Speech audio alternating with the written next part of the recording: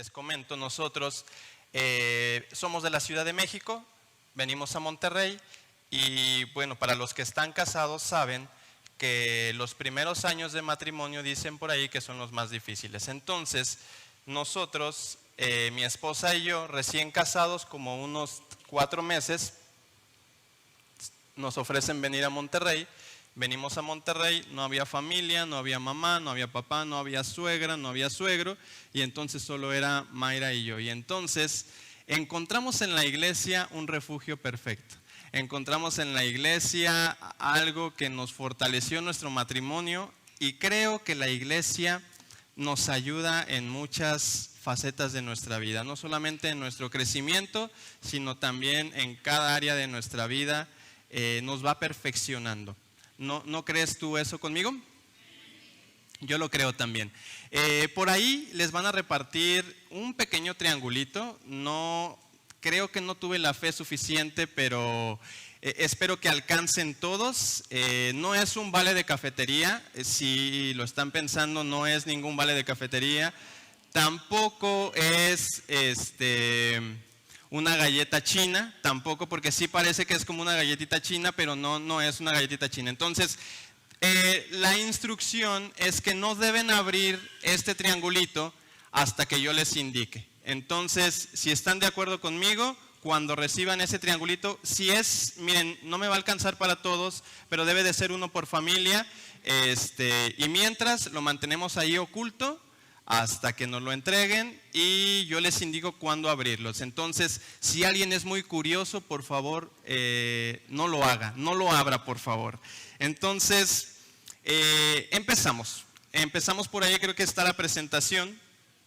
Les voy a pedir que me ayuden y pues vamos a empezar con la ayuda de Dios. ¿No hay presentación? Ok, sí hay. Yo creo en David, sí hay presentación. Muy bien. Entonces, hay 3 palabras.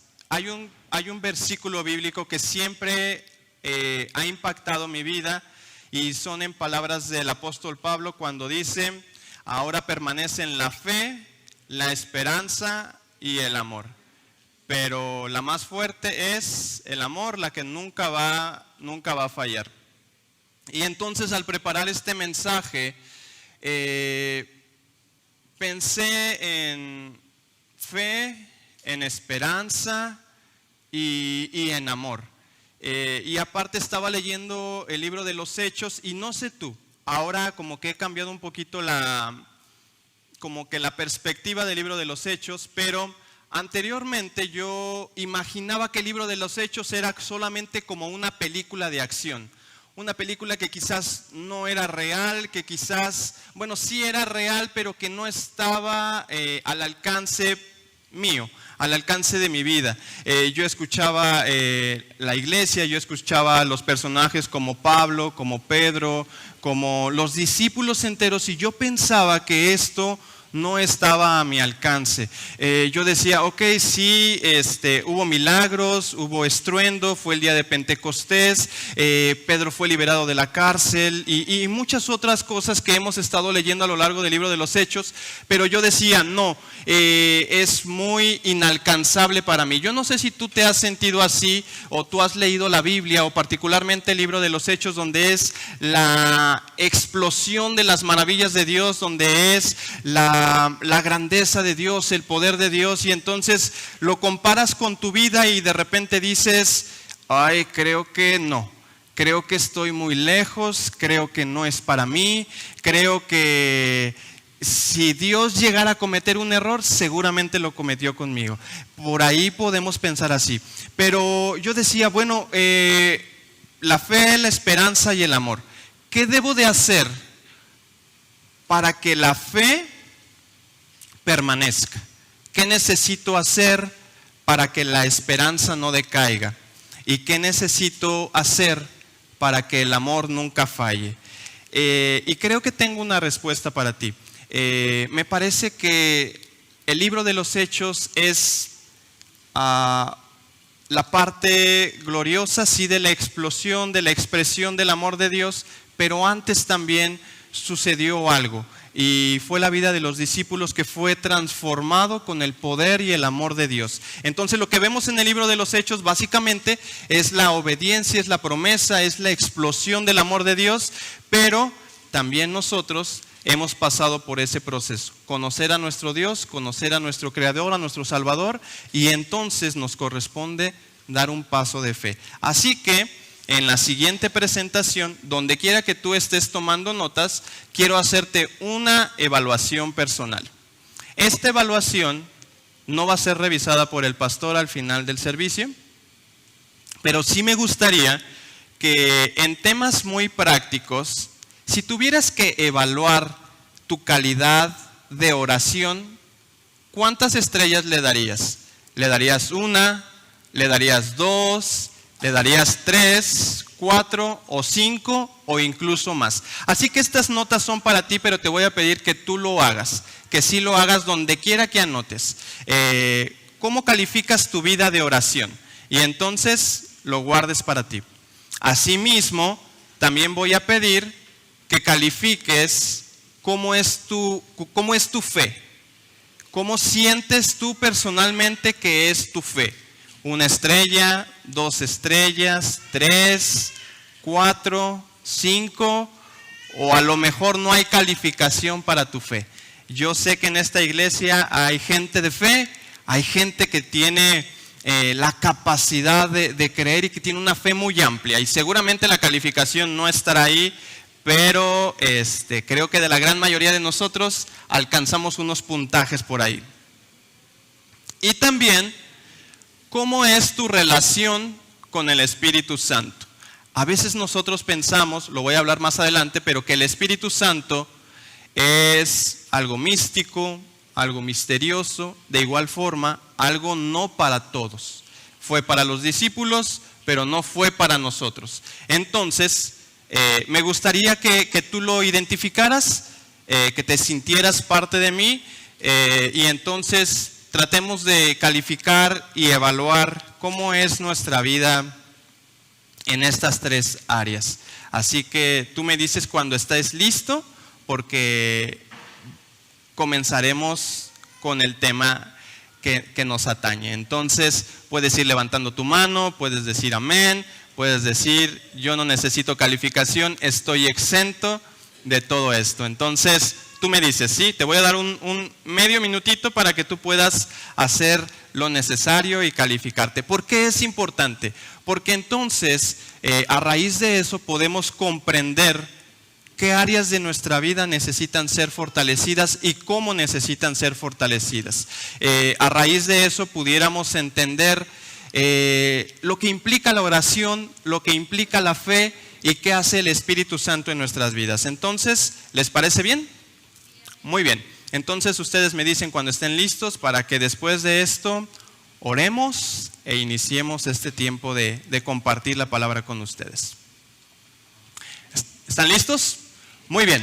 Entonces vamos a orar. Te invito a que cierres tus ojos y que inclines tu rostro y que ores por mí, por favor, porque hay cosas que de repente quiero comunicar y que Dios me ayude a comunicar. Entonces, Padre, te damos muchas gracias porque tú eres bueno.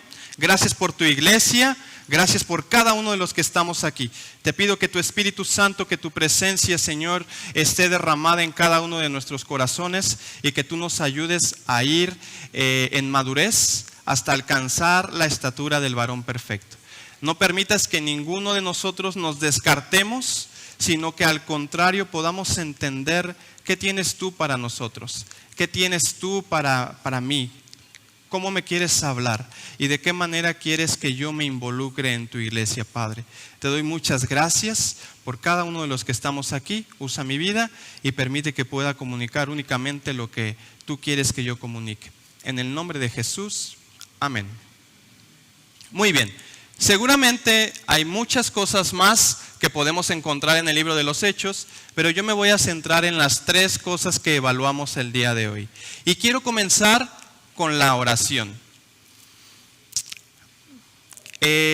¿Cuántos de nosotros hemos estado siguiendo el plan de lectura del pastor? ¿Sí?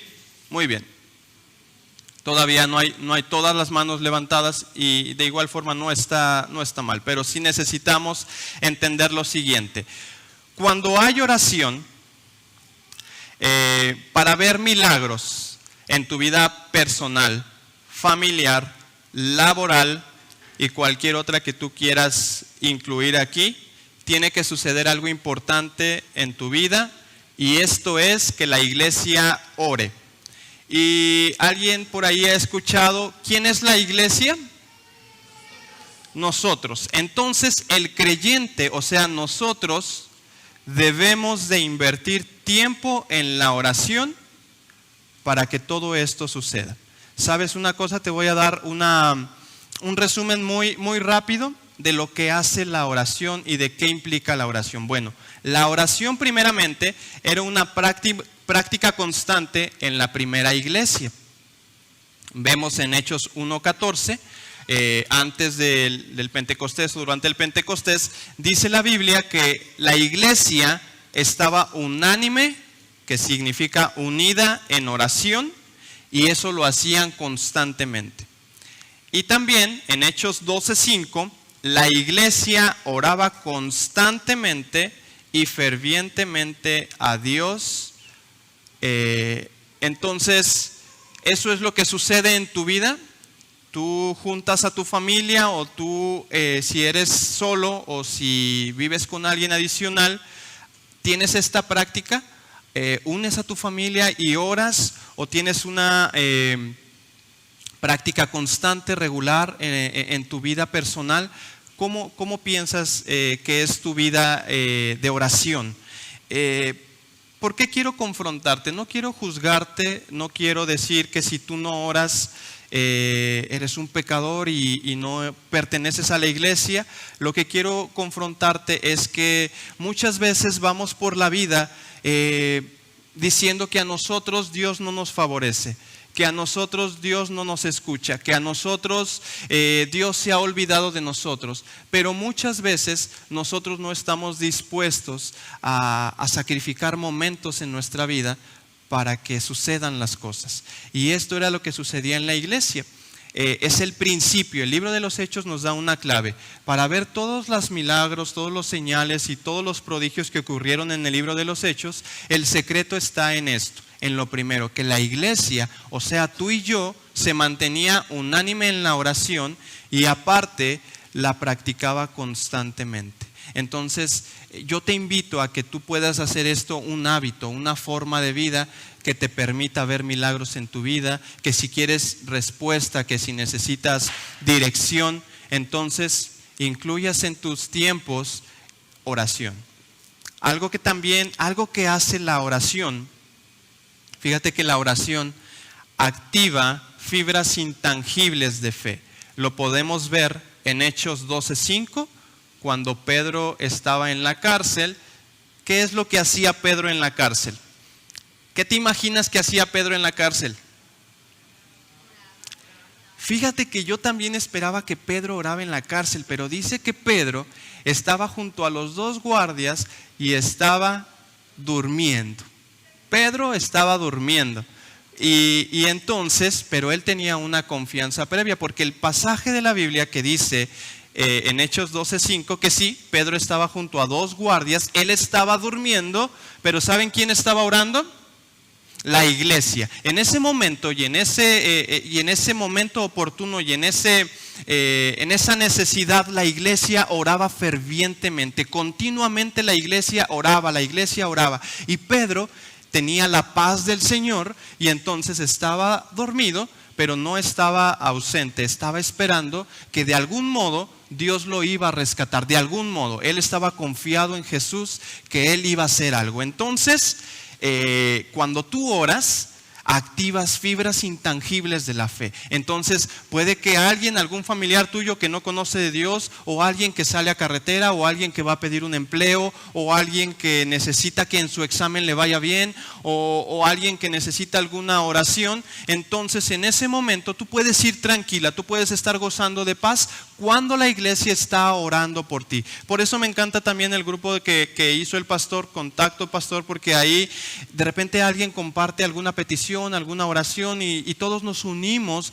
para orar. Y sabes que no es un ritual, no es algo banal, no es algo que para llamar la atención. Simplemente cuando tú expones una petición de oración, por lo menos 1, 2 o 3 personas van a estar orando por ti. Y si alguien está orando por ti, significa que Dios abrirá las ventanas de los cielos y alcanzará su favor. ¿Lo crees?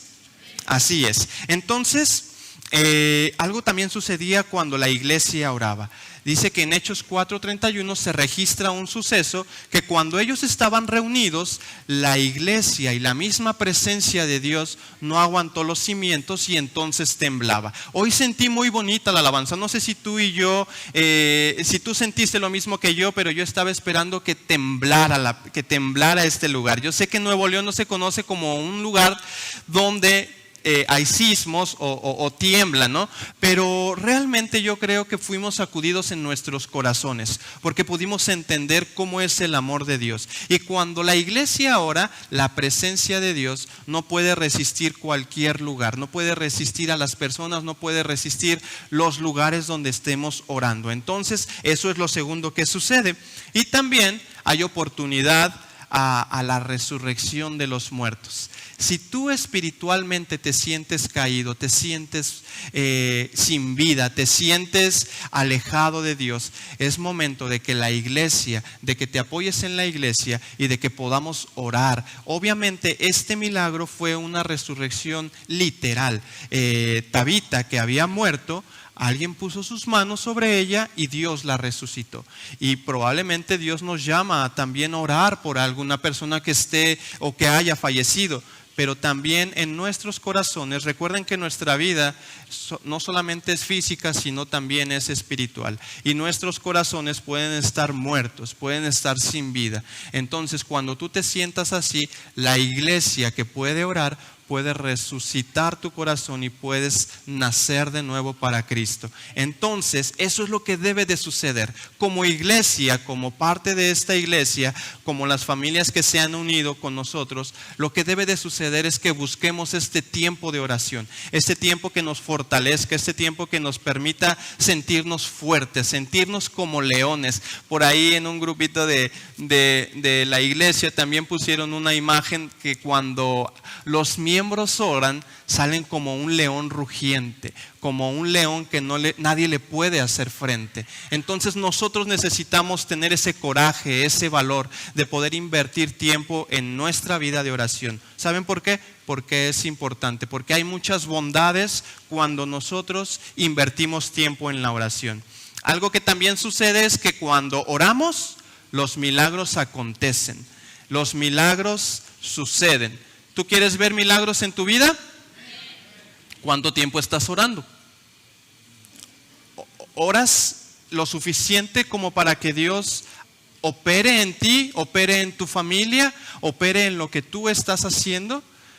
Entonces, los milagros están dispuestos para nosotros, están disponibles para nosotros. Lo que debe de suceder es que tú puedes revisar, y seguro lo has hecho, que cuando sucedía un milagro en particular, un gran milagro, lo primero que iban a hacer los discípulos es que iban a destinar un tiempo como de costumbre a la oración.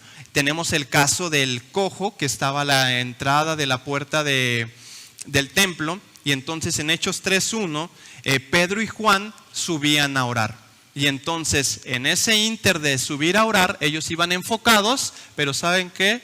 Vieron a alguien que necesitaba ser sanado. Y entonces ellos, en ese principio de oración y en esa creencia en Dios, van, hacen milagro y entonces entran junto con esta persona que estaba ahí lisiada o estaba coja a la entrada de la iglesia. Entonces la oración hace eso, la oración activa milagros. También había un cojo en Listra y este milagro le tocó a Pablo. Él dice que llegando a la ciudad clavó los ojos en este hombre y entonces supo que había fe suficiente para ser sanado. Entonces la oración y algo que iba a hacer Pablo es que iba a destinar un tiempo para ir al templo a orar. Entonces La clave aquí está que cuando los milagros van a acontecer en nuestra vida es porque vamos rumbo a la oración o estamos constantes en la oración. Entonces, nuestra vida no puede ser solamente una vida más. Nuestra vida debe de contar para el reino de Dios. Dios dio su sangre, mandó a su Hijo Jesucristo para morir por nosotros y entonces nos salvó a cada uno de los que estamos aquí. Y no fue para agregar una lista más a los hijos, sino fue para que cada uno de nosotros en esa expresión pudiéramos poner en práctica la oración, porque quien sana es Jesús. Lo que nosotros hacemos es obedecer. Lo que nosotros hacemos es decir, si lo va a hacer, que Dios lo haga, pero yo quiero ser ese instrumento que Dios usa para que sucedan milagros. Algo que también hace la oración y nos permite es mantener un enfoque correcto. Fíjense que me bendice mucho la vida de Pablo y de Silas, encarcelados en Filipos. Ellos mantenían antes también, sanaron a una mujer que tenía un espíritu maligno y ellos, por hacer un bien, se buscaron en apariencia un mal. Pero saben que ellos lo primero que hicieron después de ser humillados, después de ser difamados, humillados, azotados y encarcelados, lo primerito que hicieron ellos, después de quizás apenas sentarse y que el carcelero cerrara la celda y se dirigiera a su lugar donde cuidaba a los prisioneros, lo primero que ellos hicieron fue orar y cantar himnos delante de Dios.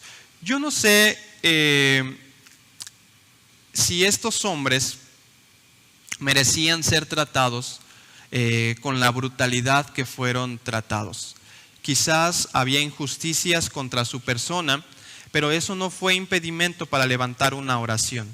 Si queremos nosotros mantener un enfoque correcto, es necesario darle valor a la oración. Entonces, yo no sé cuáles sean tus cargas. Yo sé y espero que ninguno de ustedes esté siendo golpeado, esté siendo azotado. Probablemente pueda haber injusticias en tu vida. Probablemente hayas sido humillado. Pero eso no debe de ser motivo ni razón suficiente para dejar de orar. Eso no debe de ser motivo para apartarte y decir, Dios no me escucha, me pasan tantas barbaridades y entonces lo mejor que puedo hacer es darle la espalda a Dios y fingir que nada sucede. Estos hombres, imagínense, fueron azotados. Y la Biblia dice que no solamente fueron, fueron unos azotes pequeños, dice que fueron azotados mucho. O sea que fueron brutalmente azotados. Debemos entender esto, fueron brutalmente azotados, lastimados, heridos. Y encima de eso, humillados, había injusticia y los trataron como los peores prisioneros porque los encerraron hasta el fondo, donde quizás le dijeron, vamos a ahogar tu fe, vamos a ahogar lo que tú crees, vamos a ahogar lo que tú sientes. Y entonces ellos, lo único y lo primero que hicieron fue decir, yo estoy aquí por Dios y Dios me va a sacar de esto. Entonces, oremos y cantemos. Entonces, yo no sé cuál sea tu dificultad. Yo no sé si tú te acerques a este escenario, pero si estás sufriendo, lo que yo te recomiendo que hagas es dobla tus rodillas, ora al Padre y que tu familia entera, que tus vecinos puedan escucharte y puedan saber que ahí está la presencia de Dios. Porque Dios no se esconde, Dios al contrario viene con poder, con gloria para rescatarte y para responderte. Entonces, para que tú mantengas ese enfoque a pesar de las dificultades, a pesar de los contratiempos que puedes enfrentar, el enfoque correcto está en la oración. Ve a la oración, invierte tiempo en tu oración y probablemente durante o cuando vayas a la oración pasen cosas que tú no esperas. Pero no dejes que las circunstancias te ahoguen, no dejes que las circunstancias desvíen tu enfoque. Dobla, que yo sé que va a costar trabajo porque es muy difícil después de haber pasado situaciones complicadas, venir, orar y entregarle las cargas a Dios. Pero es lo que yo te recomiendo que hagas, es lo que hicieron los discípulos, porque a raíz de eso suceden cosas sobrenaturales. La oración da lugar a cosas también sobrenaturales. Fíjense que alguien en virtud de oración, alguien que tiene una vida de oración constante, la sombra de Pedro me asombra mucho, que incluso dice la Biblia que al pasar la sombra de Pedro, la gente que ponían en las calles era sanada, era curada de lo que esta gente tenía. Y algo adicional es que no solamente la sombra de Pedro, sino que cuando un pañuelo o algo cercano a Pablo les tocaba el cuerpo de las personas que estaban enfermas, eso provocaba insanidad. Entonces no le damos valor al pañuelo ni a la sombra, pero le damos valor a las personas que habían dedicado esta parte de la oración, porque la oración, como lo digo, Dios no descarta a nadie, al contrario, utiliza estos medios para que ocurran cosas sobrenaturales, para que ocurran milagros, para que ocurran prodigios, para que nosotros estemos confiados. Porque cuando oramos, en nuestro corazón hay una convicción de que Dios es real, de que Dios va a venir de algún modo en el tiempo que Dios considere venir. Pero nosotros no debemos de decaer en este tiempo. Entonces, te dejo un fragmento nada más para que tú puedas invertir tiempo y valor a la oración. No descartes la oración. No pienses que es algo aburrido. No pienses que es algo para algunos. La oración dice que es para la iglesia, y si tú eres la iglesia y tú has considerado ser parte de la iglesia, la oración es para ti.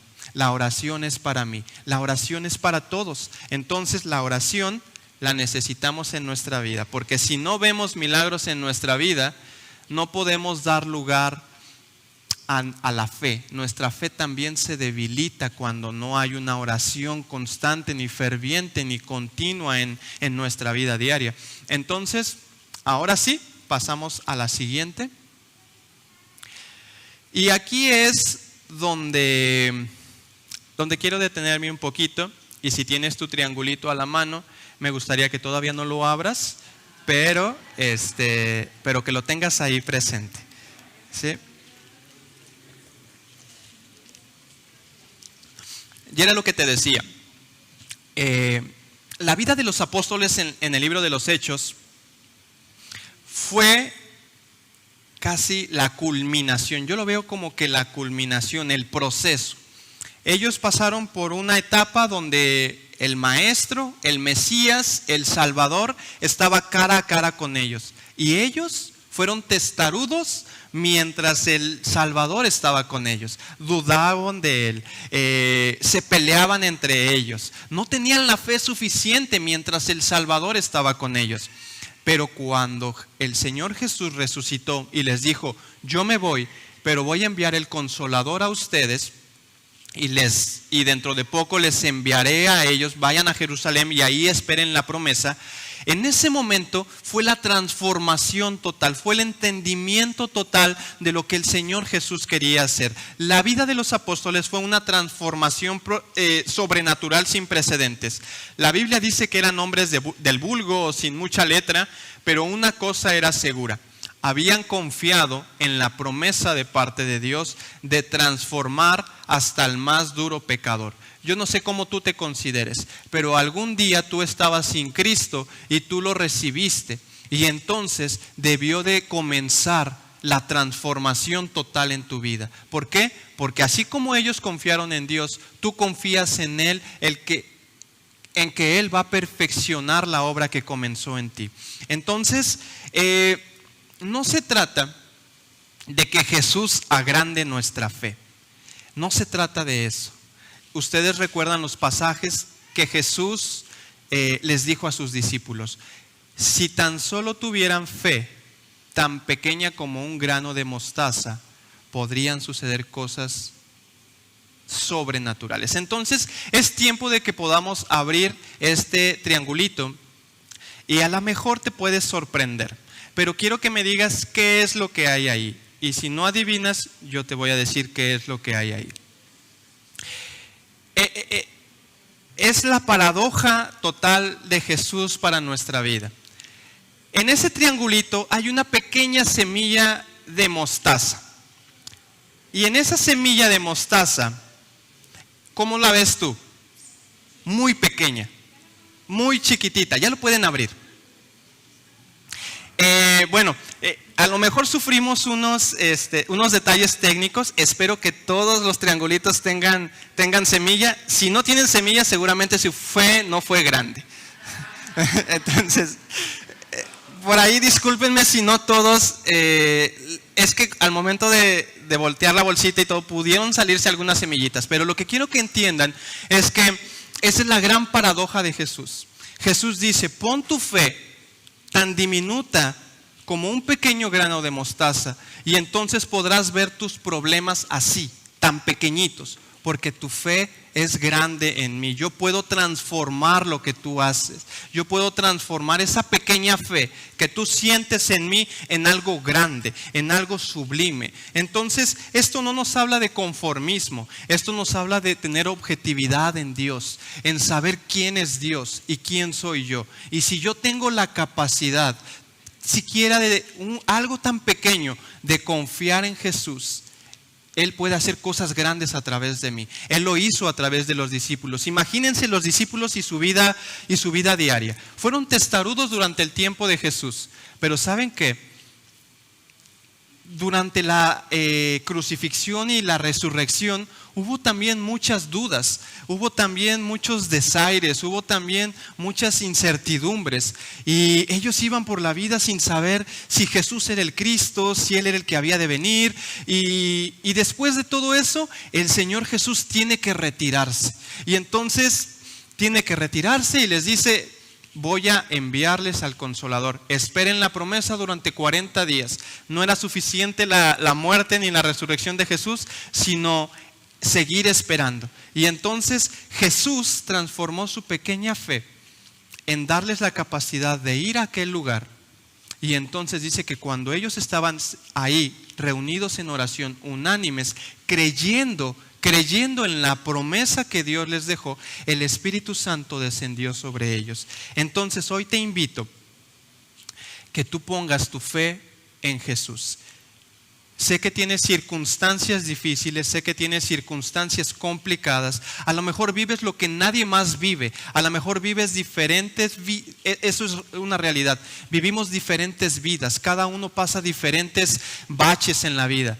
Pero cuando tú tienes una fe tan pequeña como un grano de mostaza, Jesús puede derramar sobre de ti lo suficiente para hacer milagros extraordinarios, para confiar en Él. Entonces, algo también, volvemos a los prisioneros, Pablo y Silas, su fe no fue fingida. Si su fe hubiera sido fingida, desde el primer momento de que ellos lo azotaron, allí hubieran negado de su fe, allí hubieran rechazado a Jesús, allí hubieran tirado la toalla y decir, no más con Jesús, yo no voy con Jesús. Las circunstancias son difíciles, las circunstancias me ahogan, las circunstancias me tienen hasta el cuello, no más, yo no voy con Jesús. Lo que ellos hicieron es que estuvieron dispuestos a soportar azotes, a soportar infamias, a soportar difamaciones con tal de seguir a Cristo.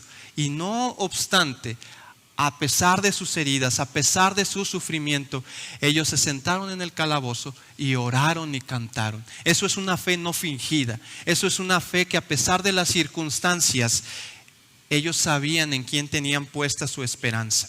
Entonces, aquí me gustaría hacer una pausa y que pongas a pensar qué pruebas han ahogado tu fe, qué circunstancias la han devastado.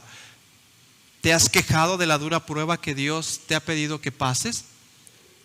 ¿Has dudado del poder de Dios en tu vida? ¿O acaso piensas que Dios no te escucha? ¿Qué actitud tienes cuando las condiciones no son las ideales? ¿Te quejas? ¿Oras? ¿Cómo te sientes tú?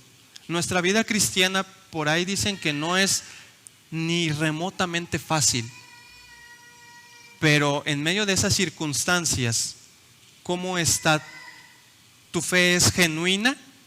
¿Tu fe es fingida? ¿O cómo respondes al Salvador en estas circunstancias?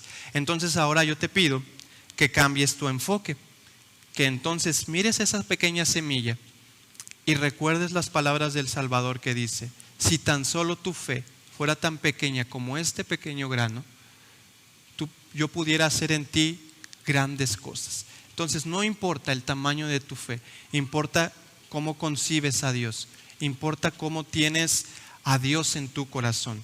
Entonces lo único que puedes hacer es orar, cantar, arrodillarte delante de Dios, porque de algún modo estoy seguro que Jesús vendrá y te tomará y te dará lo que tú necesitas. Esperar no es fácil, pero es necesario para quitar todo aquello que no sirve en nuestra vida. Nuestra fe abre puertas a lo desconocido, y lo más importante es que a medida que caminamos y nos aventuramos en el sendero de la fe, nunca estaremos solos. Hebreos 13:5 dice: nunca te fallaré y jamás te abandonaré. Entonces confiemos en Jesús. Jesús es el mismo ayer, hoy y el día de mañana será el mismo. Entonces Él no tiene sombra de variación, dice la Biblia. Entonces nosotros podemos poner nuestra esperanza y nuestra confianza en Jesús. La fe también produce sanidad. La fe da lugar a milagros también sobrenaturales. Lo hizo en el cojo de Listra y lo hizo con muchas personas que estaban ahí enfermas, incluso cautivas en sus corazones, en sus mentes, con espíritus que los oprimían, que oprimían a la gente.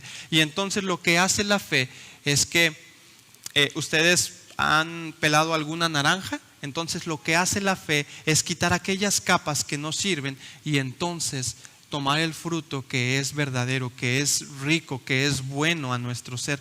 Entonces lo que hace la fe es quitar toda dureza de corazón y entonces transformarla en lo que Dios quiere hacer en tu vida.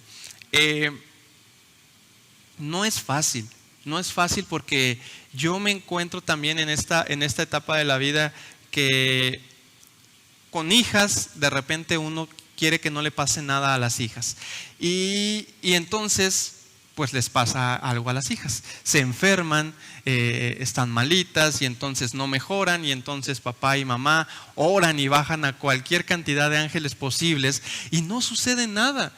Y a lo mejor es una situación de enfermedad, pero seguramente tú has esperado alguna provisión de un trabajo y oras y tienes disciplina y dices: es que no sucede nada. Y es que la fe también nos va a dar convicción de que tarde o temprano Jesús va a venir en el momento indicado y te va a tomar a ti y va a darte lo que tú necesitas. Entonces nuestra fe no tiene que decaer, nuestra fe la tenemos que alimentar en medida que pasamos estas circunstancias complicadas. ¿Sabes por qué? Yo me vi como una pequeña revelación.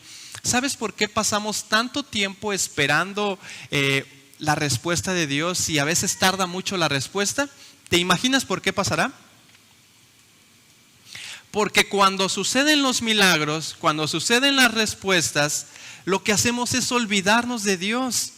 A veces ya nos contestaron del trabajo, ya sanaron nuestras hijas, ya Dios me quitó lo que tenía en mi cuerpo y a veces me olvido de Dios.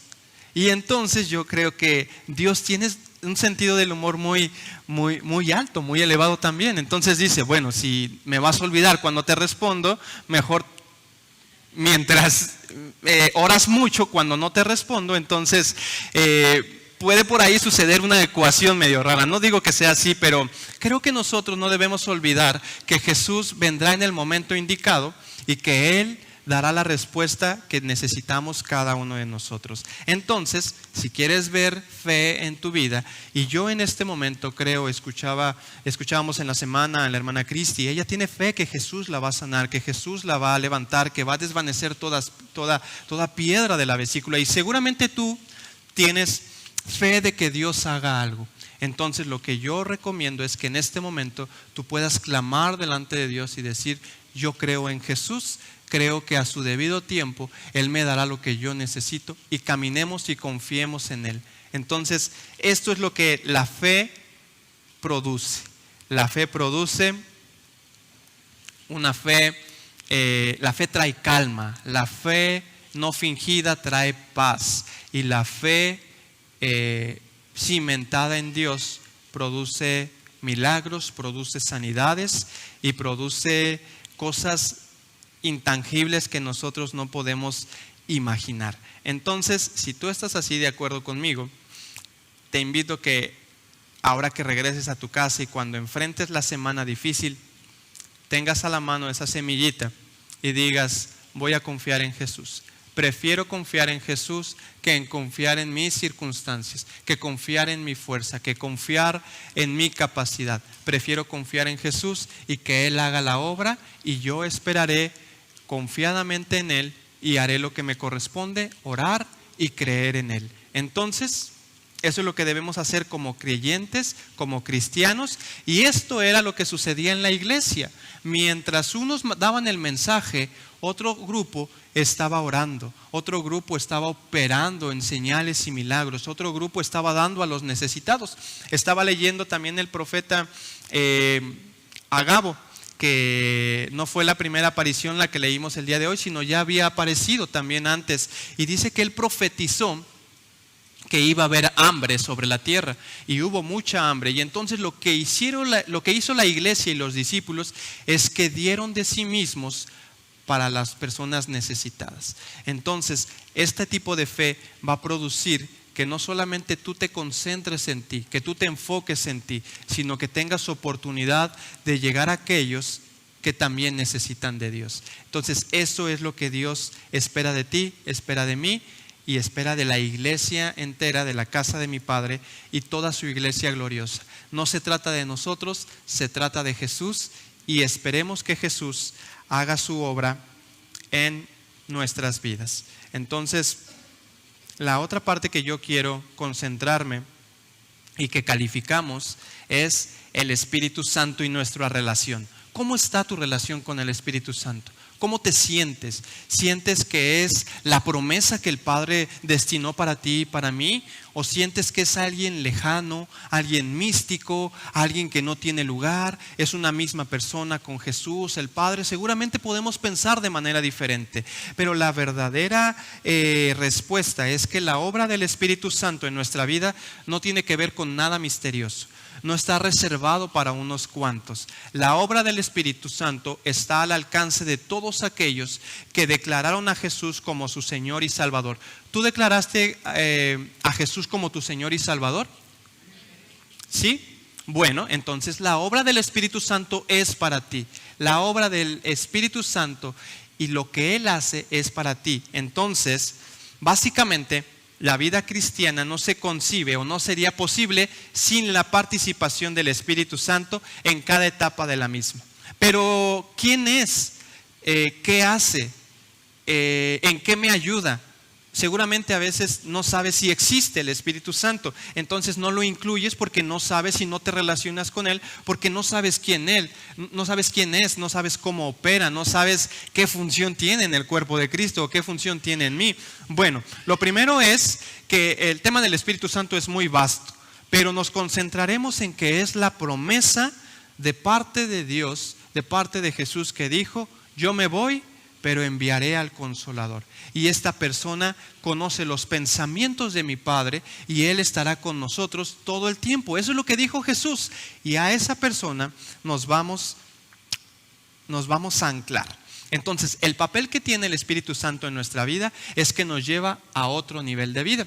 Seguramente verás algunas citas que probablemente no tengan que ver con hechos, pero tienen que ver particularmente porque vienen citas, por ejemplo, de Pablo, de Pedro también, cuando ellos hicieron parte de su vida diaria al Espíritu Santo. Entonces, a los apóstoles, a los discípulos, los llevaron a un nuevo nivel de vida, a un nivel de fe, a un nivel donde dice Gálatas 5:25, si vivimos por el Espíritu, andemos también por el Espíritu. ¿Cómo es vivir en el Espíritu? Bueno, vivir en el Espíritu es confiar las circunstancias de mi vida diaria en Cristo Jesús y saber que Él tiene el poder necesario y las respuestas necesarias para mi vida. Lo que sucede a veces es que no estamos en acuerdo con lo que el Padre tiene preparado para nosotros, pero el Espíritu Santo nos ayuda a llevarnos a un nivel de vida más adentrado en la palabra de Dios.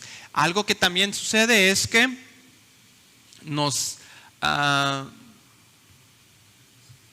seguridad de que tenemos una relación con el Padre. Es decir, que el Espíritu Santo contribuye para que yo pueda relacionarme constantemente con el Padre. Yo pueda entender su corazón, yo pueda saber su corazón, yo pueda saber qué son los planes que tiene para mí. Es muy bonito el versículo que dice: yo sé los planes que tengo para ti, pensamientos de bien y no de mal. Pero muchas veces como cristianos nos quedamos perplejos porque no sabemos ni siquiera qué Dios quiere para nosotros. Pero si nosotros incluimos en nuestro diario andar al Espíritu Santo y le decimos: ¿qué es lo que tú quieres para mí?, Él me va a dar una pertenencia de que soy hijo de Dios, de que pertenezco al Padre y de que Él hará lo mejor para nosotros. Algo que también hace el Espíritu Santo es que Él derrama su amor, el amor de Dios en mi corazón. Es decir, me capacita para amar. Todos nosotros debemos de ser instrumentos en el amor de Dios. Primero, porque el Espíritu nos hace conscientes del gran amor de Dios. Y nosotros respondemos amando a Dios, pero no solamente se queda en una relación ida y vuelta, sino que ya sabemos, el Espíritu lo que hace es que me recuerda que el Padre me ama. Y yo lo amo, pero también me dice que debo de tener la capacidad de extender ese amor al resto de las personas. Entonces, eso es lo que hace el Espíritu Santo. Me recuerda que yo tengo que ser capacitado, porque requiere una capacitación para poder amar. No es fácil amar al vecino que te hace la vida imposible. No es fácil amar al jefe que no te da oportunidades. No es fácil piensa en una persona que quizás te cuesta trabajo amar. No es fácil amarla, no es fácil decir, pero si tú dependes del Espíritu Santo y que tú recuerdas que Dios te amó primero, te capacitó para amarlo a Él, para reconocer su amor, entonces también te capacita para que extiendas el amor al resto de las personas. Romanos dice así: y la esperanza no avergüenza, porque el amor de Dios ha sido derramado en nuestros corazones por el Espíritu Santo que nos fue dado a todos. Entonces, todos y cada uno de nosotros, porque somos iglesia, porque hemos recibido a Jesús como nuestro Salvador, tenemos la capacidad de amar, y porque el Espíritu Santo nos redarguye y nos ayuda, aún amando a nuestros enemigos o a los que nos hacen la vida imposible. Entonces, algo que hace el Espíritu Santo también es que nos guía. Si tú quieres direcciones correctas, si tú quieres tomar decisiones correctas, si tú quieres tomar decisiones acertadas, no solo en tu vida diaria, sino a lo mejor en tu carrera, en tu trabajo, en saber si vas a vivir en este lugar o tienes que moverte, en cualquier decisión que consideres importante, a qué escuela mandar a tus hijos o sacarlos de la escuela, no lo sé, alguna decisión que tú tengas que tomar y que de alguna forma no sea fácil, el Espíritu Santo nos guía en dos facetas. Uno, nos guía a la verdad, es decir, nos recuerda. Dice Juan 16:13: pero cuando venga el Espíritu de verdad, Él os guiará a toda verdad, porque no hablará por su propia cuenta, sino que hablará todo lo que oyere y os hará saber las cosas que habrán de venir. Si tú quieres saber cuál es la verdad, incluye al Espíritu Santo en tu vida. Y también te va a guiar en tu diario andar. Te puede guiar como un estudiante es guiado por su maestro, como un viajero es guiado por su guía, como un soldado es guiado por su capitán. No somos arriados como bestias, sino que somos guiados como seres racionales. Debemos someternos a la dirección del Espíritu Santo voluntariamente. Debemos aprender a saber que los caminos de Dios son para nosotros mejores que nuestros propios caminos, que sus pensamientos son mejores para nosotros que los pensamientos que yo puedo tener sobre mi vida misma. La convicción que yo puedo tener sobre mi vida es nada comparado a lo que el Espíritu Santo, lo que el Padre tiene disponible para mí. Entonces, Romanos 8:14 dice: porque todos los que son guiados por el Espíritu de Dios, estos son hijos de Dios. Y tú y yo, mi querido hermano, somos hijos de Dios. No podemos ser menos que hijos de Dios. Entonces, necesitamos incluir al Espíritu Santo en nuestra vida.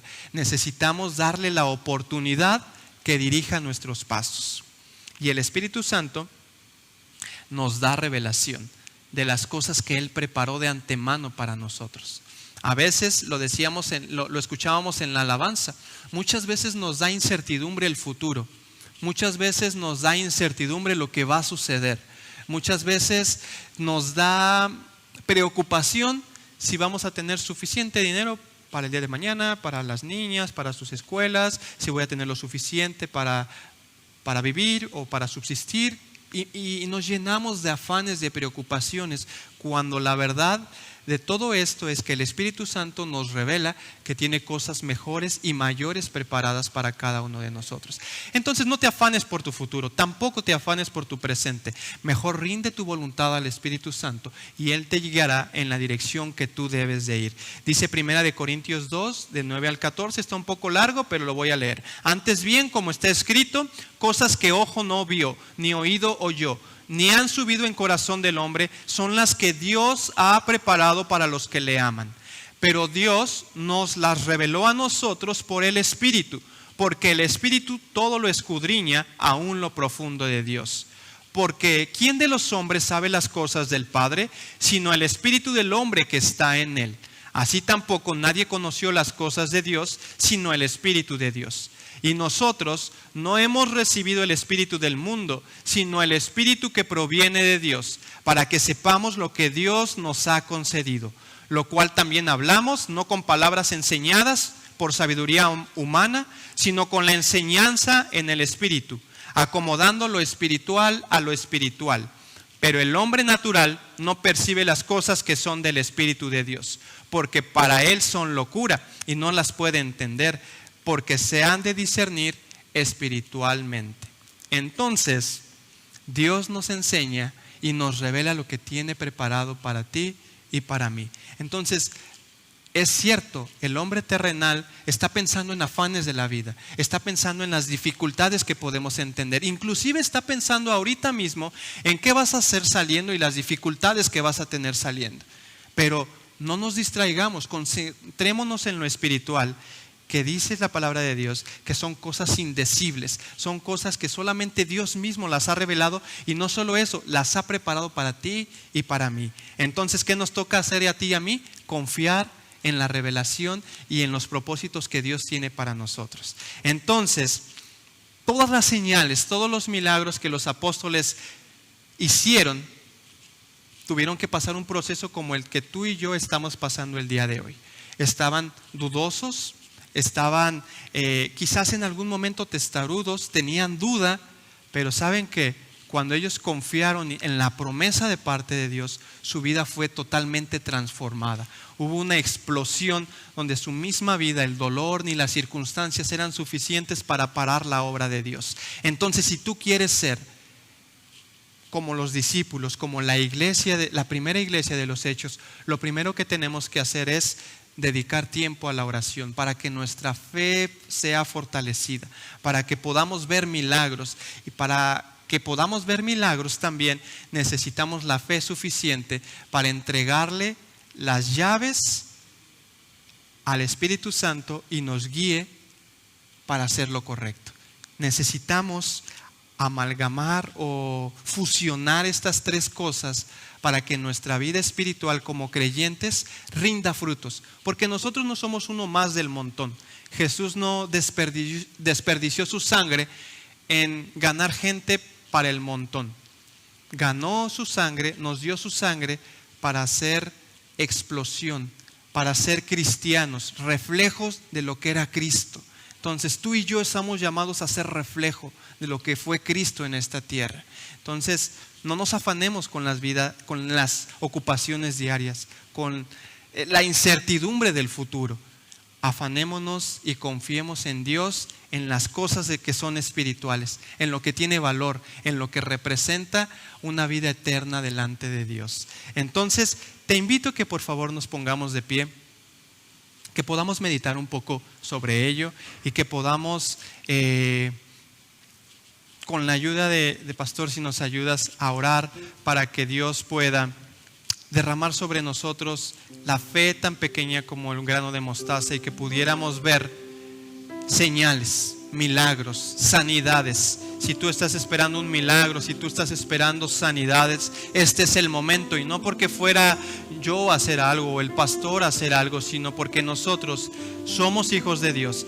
Y los hijos de Dios tienen promesas, tienen cosas a su alcance que muchas veces no logramos descubrirlas. Entonces te invito a que cierres tus ojos y que podamos orar en esta mañana y que podamos permitir que el Espíritu Santo gobierne en nuestras vidas. ¿Sí? Padre, te damos tantas gracias porque tú estás en medio de nosotros. Gracias por este momento, gracias por esta oportunidad y gracias porque nos has recordado que tu Espíritu Santo ha sido testigo de las cosas grandiosas que tú tienes preparadas para nosotros. Da testimonio a nuestra vida, revélanos, Padre, lo que tú tienes para nosotros. Quita todo afán de nuestra vida, quita toda incertidumbre, toda preocupación, todo aquello, Señor, que estorbe que haya milagros, que haya sanidades, que haya prodigios. Padre mío, te pido por cada uno de los que estamos aquí en esta congregación. Te pido, Señor, que nuestro Espíritu Santo se fortalezca en ti, que podamos invertir tiempo de oración y que nuestra fe se vea fortalecida, porque somos hijos tuyos, somos hijos de un rey, hijos que no son mediocres, hijos que son que anhelan tu venida y que esperan que tú te manifiestes con poder en su vida, Señor Jesús. Gracias por darnos la oportunidad de descubrir que tú tienes cosas indecibles, cosas grandes para cada uno de nosotros. Te damos gracias, Señor, y si alguien tuviera aquí una necesidad de respuesta, te pido que tú traigas a su corazón, a su mente y a su vida entera la revelación que tú quieres para él, Señor. Si hay necesidad de sanidad, te pido, Señor, que tú generes la fe suficiente para que podamos ser sanos en el nombre de Jesús. Padre, te pido que tú te manifiestes en nuestra vida y que tú tengas en tus manos a esta iglesia, Padre. En el nombre de Cristo Jesús te damos muchas gracias. Amén. Adelante, pastor.